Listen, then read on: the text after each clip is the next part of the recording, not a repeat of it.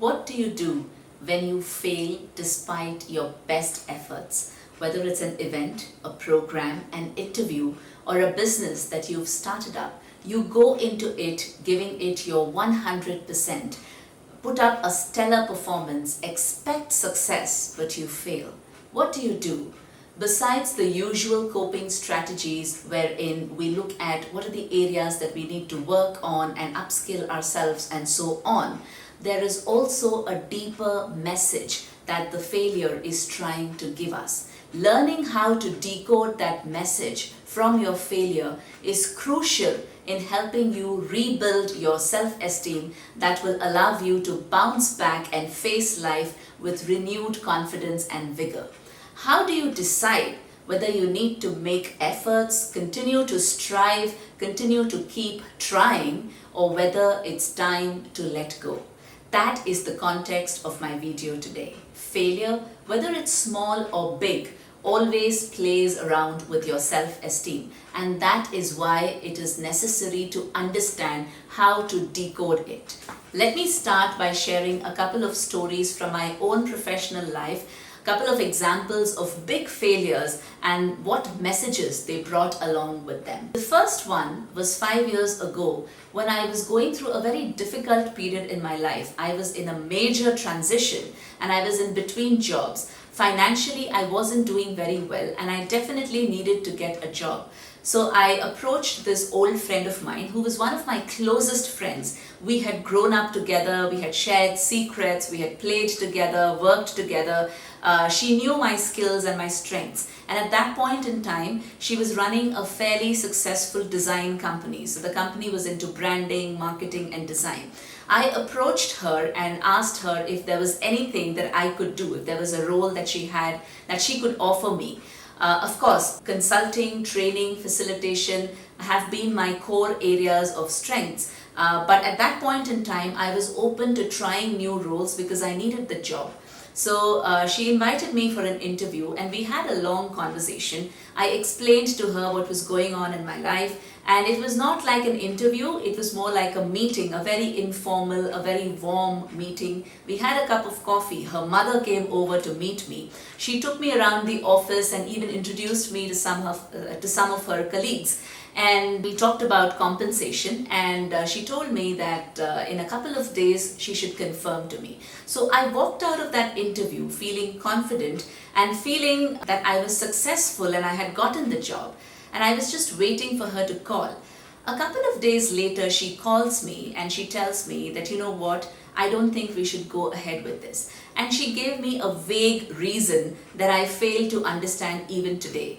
That was a moment of great shock and disappointment. For many minutes after that call, I remember sitting frozen in the same place, and I had to really shake myself up and bring myself back.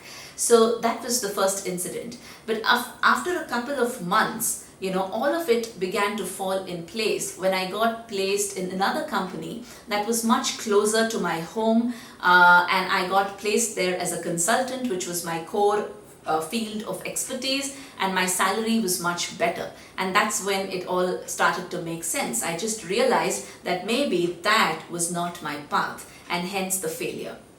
The second failure happened very recently, just a couple of months ago. The business was severely affected by the COVID-19 crisis, and we were really trying hard to close sales. So the sales team was literally on calls day and night with clients trying to close sales as much as possible. So there was this one very potential client who had a lot of work that they could offer us, and they had been in conversation with our sales team for almost over a month.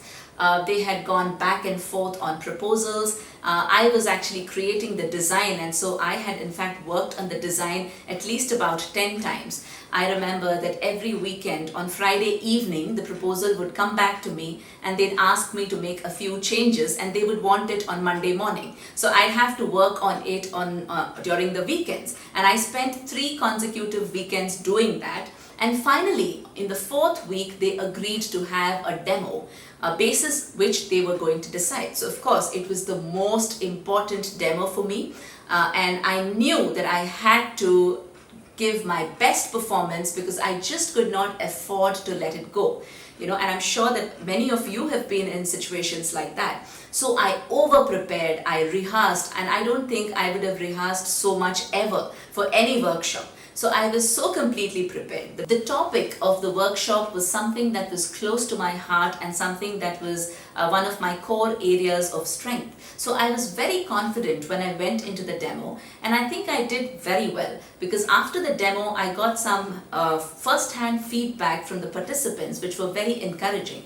So again, I walked out of that demo feeling successful and feeling elated. A couple of days later, my manager actually called to acknowledge that I'd really done very well because he was a part of that demo as well. Now, a week later, I receive a call from the same manager and he tells me, you know what, they have decided that they don't want to go ahead with us. And I was like, why? What happened? And he said to me that they were not happy with your facilitation. They just felt that you were not prepared. And it was like I couldn't believe what I was hearing. It was a moment of so much disappointment, and I could literally feel that my heart had broken.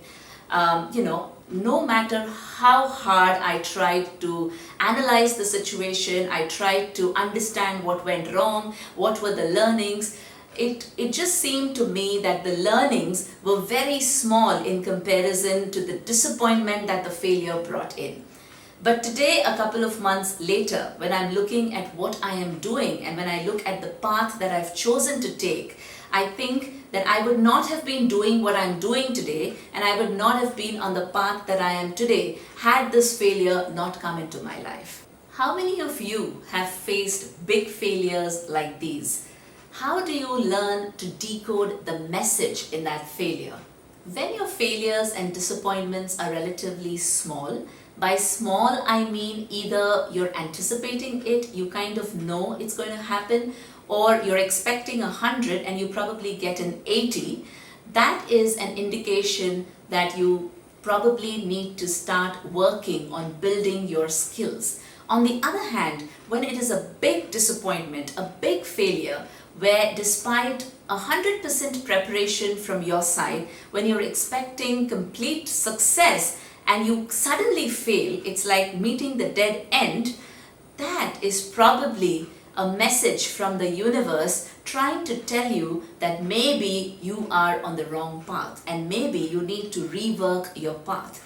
Your destination, your end goal, your purpose, your big why can still be the same, but maybe you need to reconsider an alternate path. So if you look at this in context of a job loss, because that's really the topic of all the videos that I've been doing for the last 6 weeks, if losing your job has been a big disappointment and failure for you, if you had given your best performance and you were not really expecting it and then you suddenly got laid off, then maybe this is a signal from the universe to tell you that you need to look at an alternate path. Now, what that alternate path is, whether it is entrepreneurship, whether it's freelancing, whether it's upskilling yourself in a completely new area, whether it's changing your field, or whether it's re-strategizing your path to go towards the same destination, is something that you need to decide.